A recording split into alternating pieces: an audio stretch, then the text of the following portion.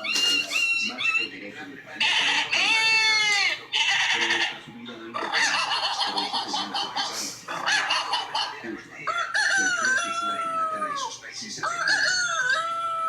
todo lo que sale de mi cocina debe ser riquísimo, pero cuando los brazos me comunican a sabores, siento que las donas me hacen feliz, porque durante la noche todo junto.